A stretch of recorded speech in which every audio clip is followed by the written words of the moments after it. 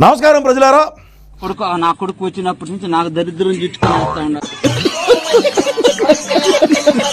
Hitech సిటీలో నాటినటువంటి మొక్క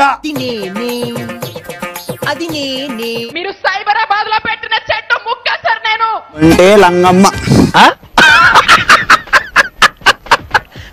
ఈరోజు వృక్షమై అలా సైబర్ టవర్స్ లో ఎదిగి ఈ రోజు మీ ముందు నేను ఇలా అయ్యానని చెప్పుకుందామని వచ్చాను. వచ్చిందయ్యా వయ్యారి. నన్ను కన్న నా దేశం నమాం నమామి అంటూ జై తెలుగుదేశం.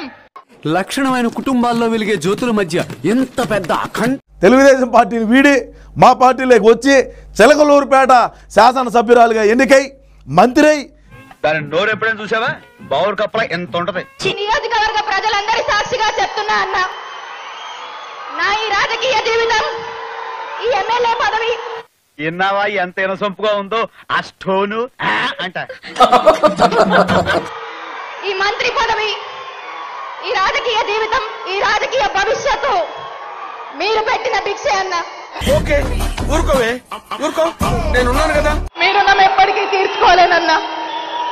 అందమే నాకు ఇంత ఆపద తీసుకొస్తుందని నేను ఎన్నడూ అనుకోలేదు తెలుసా. మీకేమిచ్చినా మీ రుణం తీర్చుకోలేనన్నా. ఈ విధంగా చిలకలూరుపేట నుంచి గుంటూరుకు మార్చినప్పటికీ కూడా మనకి ఎక్కడా మైలేజ్ రాలేదా?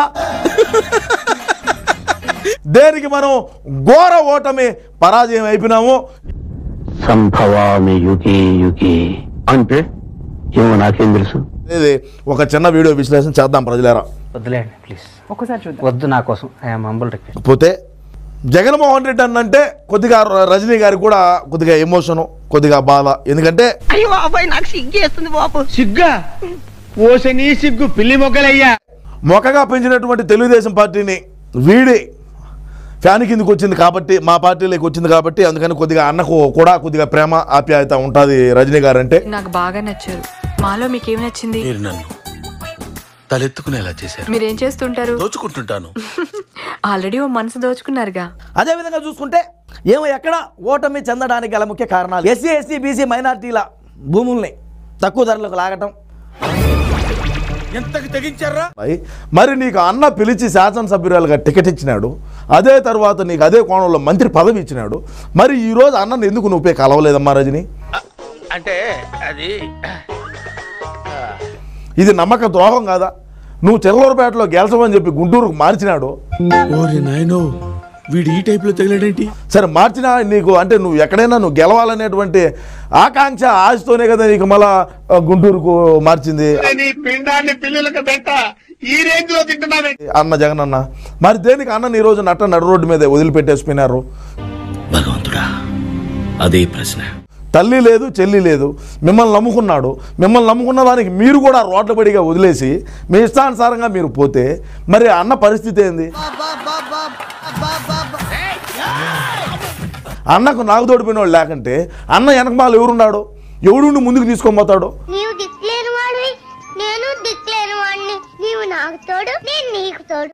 ఉన్నారు కొంతమంది. ఎందుకు? అన్నను మింగబెట్టేదానికి. అతను నా గురించే మాట్లాడుతున్నాడు. నేను అన్న 30 సంవత్సరాల పాటు అధికారంలో ఉండాలా, మీరు 30 సంవత్సరాల పాటు మంత్రులుగా మీరు పనిచేయాలా, ఇంకా అవినీతి చేయాలా, ఇంకా రాష్ట్రాన్ని పక్క రాష్ట్రానికి అమ్మాలా ఉండే ఈరోజు అన్నను పూర్తిగా డ్యామేజ్ చేశారు. ఇకనైనా సరే రోజు ఇదంతా ఎందుకు చెప్తాను అనుకుంటారేమో. రజనీ పార్టీ మారే యోచనలో ఉండాలి. రజనీ పార్టీ మారనున్నది. వైసీపీ పార్టీ మా పార్టీకి రాజీనామా చేసి వేరే పార్టీలోకి పోతాంది అని మీరు మాట్లాడేది. ఆవిడ కరెక్ట్ గానే చెప్పిందిరా. చాలా సేపు సస్పెన్స్ తర్వాత నాకు కూడా అర్థమైంది అని చెప్పి వచ్చినటువంటి సమాచారం మేరకు మీరు మీ యొక్క అభిప్రాయాన్ని తప్పకుండా కామెంట్ రూపంలో తెలియజేయండి అని కోరుకుంటూ, చూద్దాంలే. చూడటం కాదండి, మీరు చెయ్యాలంతే. సరే మీరు ట్రై చేస్తారన్నారంటే అది ఓకే అయిపోయిన